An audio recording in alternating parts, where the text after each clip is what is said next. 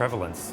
When you start hearing the figures, 640,000 tons or 650,000 tons of stuff deposited in the oceans every year, it starts to paint a pretty grim picture. The seeming increase in it, the longevity of it, and at the moment maybe a slight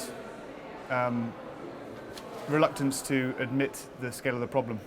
What concerns me most about ghost gear is the impacts on marine animals and marine habitat. What really concerns me about this issue is that there are millions of animals out there all the time suffering and dying, sometimes over a period of months, even years, and it's getting worse. It's also insidious because the nets don't break down and they just get into smaller and smaller and smaller pieces, and which will eventually end up in our food chain. So it's actually going to eventually affect all of us.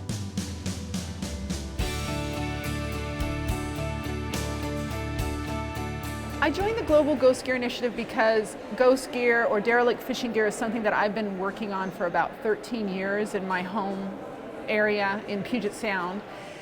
And I wanted to get more involved on a global scale and share some of the successes we've had and learn more about other projects so I could improve the work that I'm doing at home. We know that this problem is global and quite massive, and for us to make a difference, we think we're going to have to collaborate with other people with similar goals. Fishing is a major source of both income and livelihoods for the Pacific region. And so related to that, there's a lot of fishing gear loss. And that fishing gear loss, largely from commercial activity, has implications for these small island countries and territories. Because in the end, finding solutions for a global problem, you need to find allies and combine as much stakeholders as you can. Waste Free Oceans is a horizontal platform.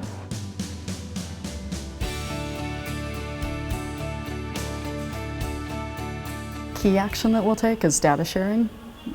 We have a lot of data on lost fishing gear, particularly within and across the Pacific. We've already been working on it, and again we'll continue to promote it to our members, our supporters, and ask them to become actively involved in the solutions. We work very closely to the fishing industry and together with the fishing industry to find solutions to cope with marine litter, and of course we also want to find solutions to tackle ghost nets. We are working physically in projects for ghost net removal. Next week we start our first project with World Animal Protection in Orkney, Scotland.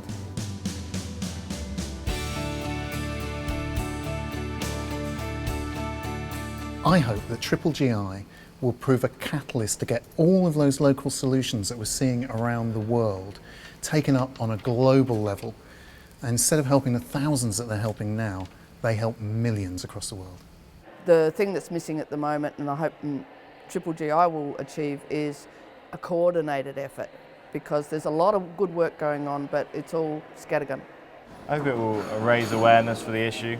I hope it will help the businesses involved promote their products and their business, so that it creates an economic incentive to have sort of Triple GI membership. Well, I hope it will come up with some practical solutions to the problem that we can take out to all kinds of stakeholders, from fishermen themselves to net producers to the industry. I hope that the number of organizations and partners can share their lessons and share their information and work collaboratively towards solutions on this issue.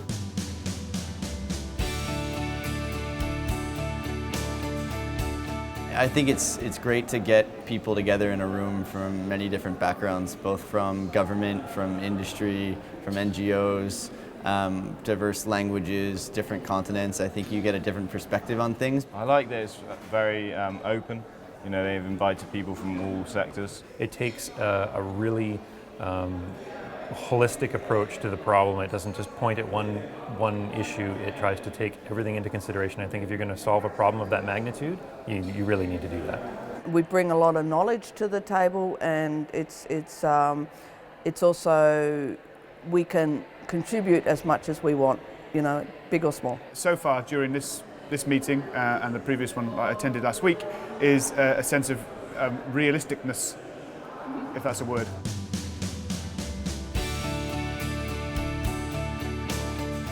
Well, I've already benefited from being part of the Triple GI. I've just learned so much about what's going on worldwide. I've made really great connections to help improve the work that I'm doing at home.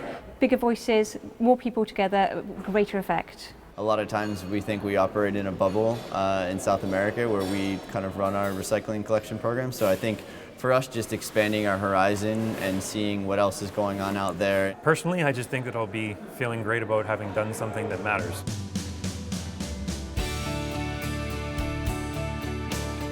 I like the fact that we were actually heard. So we had the lightning talks that they gave, because a lot of conferences there's a lot of talking from those that are not necessarily in the field and doing the work. So it's nice to actually speak to the people. So the way it was kind of managed, that's what I liked.